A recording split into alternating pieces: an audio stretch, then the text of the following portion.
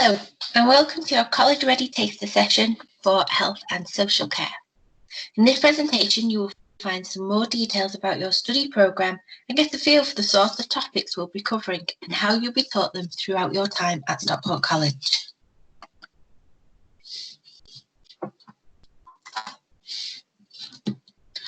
So to begin with, I'll give you an overview of what this taster session will involve. So the aim of this session is to give you a better understanding of health and social care and the courses that are on offer at Stockport College. We will give an overview of the courses available and the progression careers that they support, so the types of jobs that you could look at going into careers and further education. There will be some quick activities for examples of course content. Please feel free to get involved. So to begin with, health and social care, or the health and social care sector, supports those with physical, social, emotional and intellectual needs. It is all about support and support networks. Jobs can vary and differ dependent on the sector that you choose to work in. However, the most common thought of jobs within health and social care tend to be care worker. Nurses are midwives and social workers. There is differences between healthcare and social care, so although they meet together and become one, they are slightly different. Healthcare is the improvement and maintenance of good health through diagnosis, treatment, medication, recovery and cures.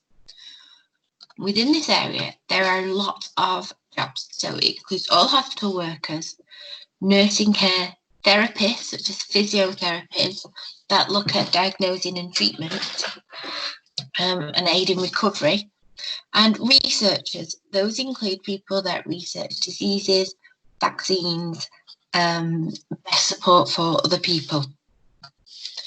Social care includes all other forms of personal care and practical assistance for children, young people and adults who need additional support. So the types of jobs that you look at within this sector are things like social worker, therapists. These are more speech and language based, less medication and health orientated. Pastoral support. You may have had pastoral support or know of pastoral support that was in school that is still offered in college today and is offered throughout many different areas within health and social care. Personal care systems. These are people, systems where people tend to come into houses to support people, whether it be from personal hygiene, to taking medication, to helping them clean, or helping them do everyday tasks. There are day centres and nursing home staff. Day centres can be for those with disabilities, not just elderly people, and nursing home staff. It is also to look at the caring and the social aspect. There may be activities that they put on within those settings that they need people to do. Careers. So do you have any idea of what you want as a career? A lot of people that are on the course recently have suggested that they would like these careers. So they include domiciliary care workers. Those are the people that come into the house and help with everyday tasks. Nurses. These can be paediatricians. So these are children's nurses. Midwives, general or specialists. People want to be doctors or surgeons. Again, they can specialise in certain areas. Social workers. Residential support or family resource workers. These are generally people that work alongside social workers but deal with the family as a whole as opposed to just an individual. Therapists, art, speech and language or counselling. Probation officers.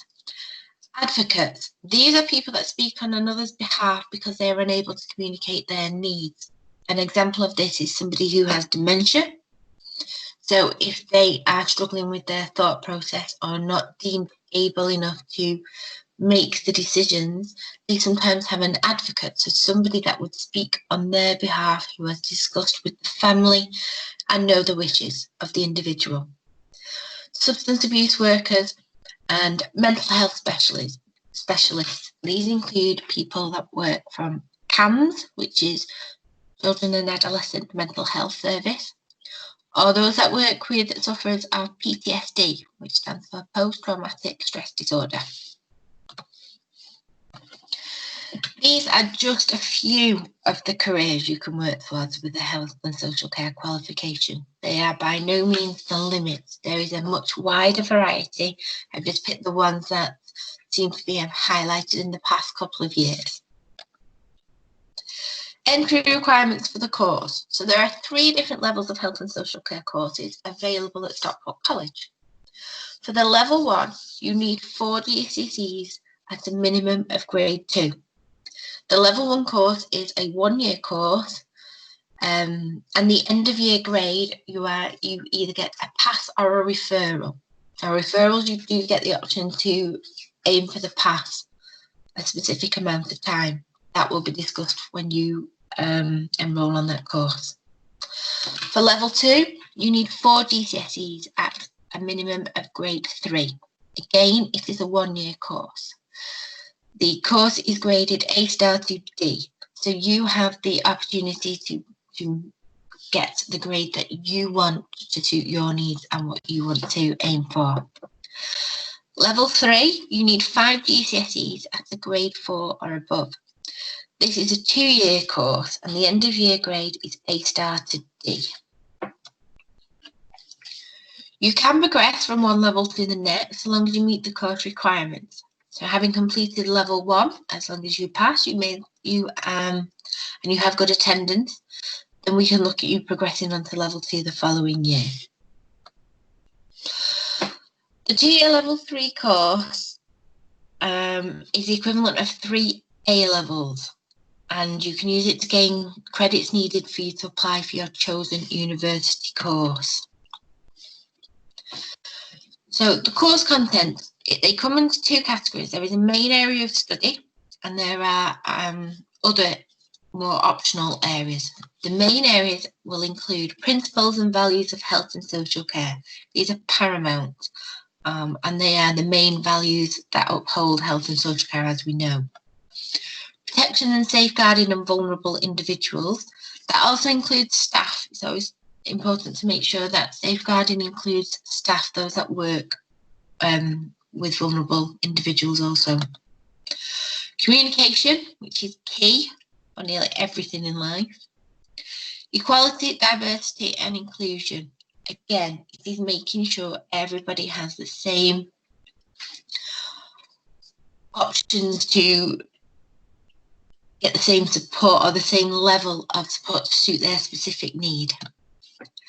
Person-centred support, that is making sure that we take the individual into account and work around them rather than them fitting around us. Working in health and social care, so that will be different jobs, different experiences. Self-development and reflective practice. It is key that you learn how to recognise how you're developing, how you're improving, and look back at things and think, well, in future, I'm going to do it this way, and learn from things. Anatomy and physiology. Again, this is key. It's very more science-based, but it is part of health and social care. Other areas of study. These may differ depending on your course level. Understanding different disabilities. End-of-life care. Healthy lifestyles and nutrition, human growth and development, public health, sociology and physiology. As far as work placements are, having knowledge and understanding of health and social care is not enough. You need to be able to put it in practice. Work placement is where you volunteer at a health and social care setting during your time in college. You will be given specific times to undertake this. This will be allocated within your timetable. College will help you organise a placement in a setting of your choice. There is a flexibility around this. You do not have to stay in the same setting all year. Try out different ones to see which vocational areas you prefer and enjoy. If you decide to start off in a care home and then decide this isn't for me, that is good because you've recognised it earlier on. But then let's have a look at what it does interest you. What area do you want to look at? And we will try and help you find a placement to fit around that. We'd much rather you said, and we can get you a placement that suits, than to not say anything. So although work placement happens across all levels in health and social care, it is a requirement of the Level 3 qualification. For this, you need to achieve 175 placement hours across the 2 years of the course. For this instance, we're looking at splitting year 1. We'll do the 75 hours and year 2, the 100 hours. However, if you manage to fit in more in year 1, it means you will have less to do in year 2. So again, there is flexibility around that. So our first activity is guess the saying.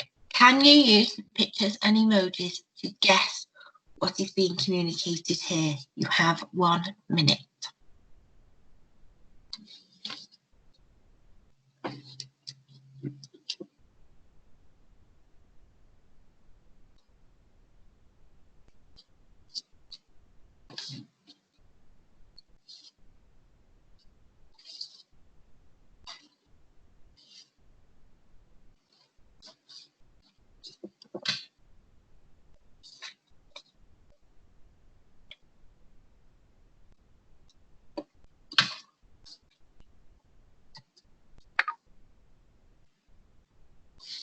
Okay, time's up. The saying is, you snooze, you lose. So this is a form of communication which can be used for people with certain difficulties with their speech. So somebody that may have suffered a stroke may use pictorials to convey what they want to say. This is just an example. So it is key communication to supporting or helping or diagnosing anybody. You need to be able to understand what people are saying and what they want you to know. Throughout the course, you will investigate why communication is key, what other different forms of communication there are, which forms of communication suit which needs, what barriers may be in place which stop or hinder communication. So these might be environmental barriers such as lighting, noisy environment. There can be physical barriers, language barriers, and the barrier of social isolation. You may look at how you can overcome these barriers and why we need to overcome them. Why do we make such an effort in making sure everybody has the ability and the option to communicate? The next activity is based on routine. I'd like you to think of your morning routine. So try and base this on the order you would do things to get ready for college. What do you do first? What do you do next? What do you do last? What's the last thing you do before you leave the house? Is there something that you have to do in a certain order? Otherwise it would be all wrong. So for example, do you need to brush your teeth after breakfast rather than before, because otherwise you don't feel that you've brushed your teeth? And do you always do parts of it in a certain order? Even if you sleep out, so if you stay out anywhere, you still need to do things in a certain order. Just have a think about that for a little while.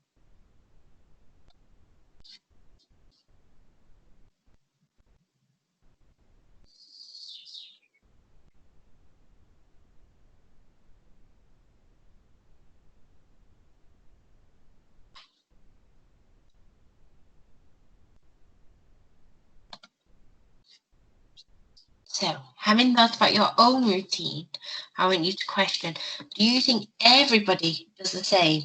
Or do you think it's different for each one of you? So do you think everybody thinks the same as you and has the same routine? Or do you think people do it differently? So this activity relates to person-centred care. If you have stated that everyone's routine may be different, then you have acknowledged that everyone is different. And that includes their preferences and needs and the way in which they do things. When supporting individuals, it is important to always acknowledge this and treat everyone according to their individual need, preference, likes and dislikes. This is called person-centered care. So it focuses on the individual rather than treating everyone the same, which works fantastically when we're in health and social care. Gives everyone the value that they have different routines, that they are valued as an individual.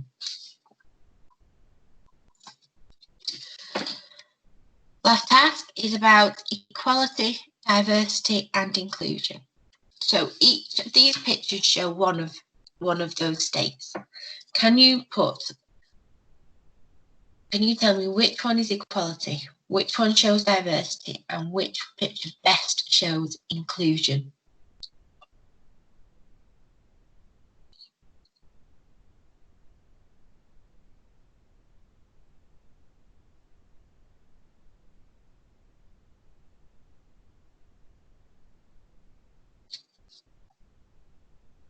Okay. So the point of equality, diversity, inclusion is to make sure everybody gets the same ability to achieve a certain outcome. In this case, or in the case of the pictures, it's watching the game. So the first picture shows equality.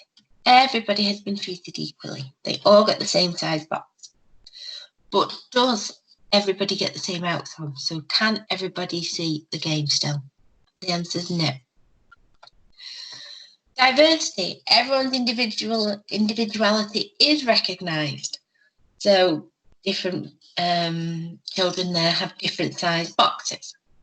But are we always able to support every individual's need? Within health and social care especially, that's not always as easy. So the last one means that this picture shows inclusion. That is the main barrier that was the issue for everyone has been taken away. So the block fencing has been taken away, leaving a clear net, which means everyone can see the game, regardless of needs, without having to have any adaptations. The whole thing has been opened up. Again, this will be discussed in more detail within your course. So these were examples of activities within the lessons, just to give you an idea of how things are taught and how we look at things. The amount of depth that you go into learning about some of these practices will depend on the course level you are enrolled on. So for some, you'll be learning what specific units are about and identifying key factors. You may describe how they can be used in practice. You may have to explain the reasoning behind them, so why we do things in a certain way. You may have to evaluate their effectiveness. You may need to compare them against other models and theories, and you may need to justify their usage. All of which will be completed through assignments. All of these learning techniques above help you build on your knowledge and give you a more in-depth understanding of the principles and values within health and social care. So when you start off with describing something, you then can go from describing what it is to explaining why it is used. You can then look at whether it is used properly, which would give you an evaluation of the effectiveness. Each one builds upon the other to show that you'll gain more and more knowledge and a deeper knowledge in that specific area. So, to summarise, within this small taster session, we have covered the entry requirements for the course, the differences between health and social care, careers and progression routes, course content, work placements, subject activities, and we have looked at understanding specific aspects. After this, I would like to say thank you for watching this introduction to health and social care. We hope you've enjoyed the session and that it has given you a good idea of your study programme started in September. Don't forget to visit the other sections of your College Ready programme on the website, including the transition sheets for health and social care, as these will also help you to prepare for a great start to your life at college when you join us after the summer. Good luck, and I look forward to seeing you soon.